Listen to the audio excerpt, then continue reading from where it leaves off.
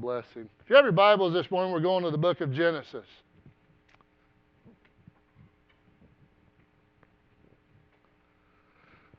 Genesis chapter 37, verses 23 through 28 is the passage that we're going to.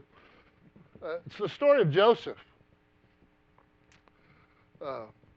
Have you ever felt like you're at a point in your life where, I don't know, the prayers, maybe they're not getting answered as much as you think they ought to? Maybe it seems like you just need a win.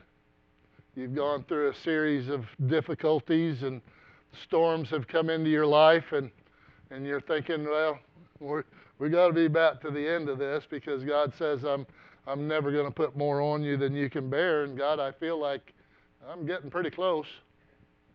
Have you ever been there?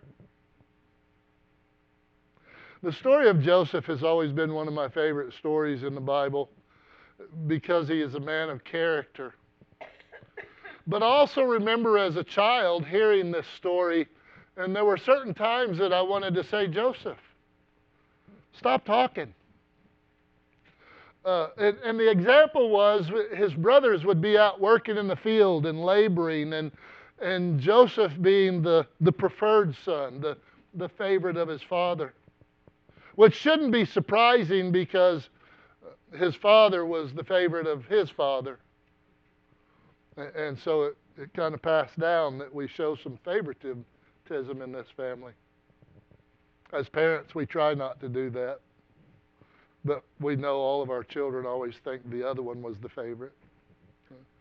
You sisters, you always think it was the other one, don't you? As you get older, no, it was definitely this one. But we look at things so different. But I remember that story as the brothers were out there working, and Joseph would come and tell his dreams. And the dreams were not bad in and of themselves, but then he would explain to his brothers what this dream means. Oh, by the way, you're going to be my servants. As a young child, I'm like, Joseph, shut up. Stop talking. Because I grew up with some uncles that were like my brothers, and I learned very young, be very careful what you say, because they'll throw you in a pit. They're mean enough to do it. And as a young child, that's what he had to have viewed that. But when Joseph came to his brothers, this is after the jealousy set in, what happened? They stripped him of his clothes, this very fancy coat that his father had made for him. Oh, you know the Joseph coat of many colors.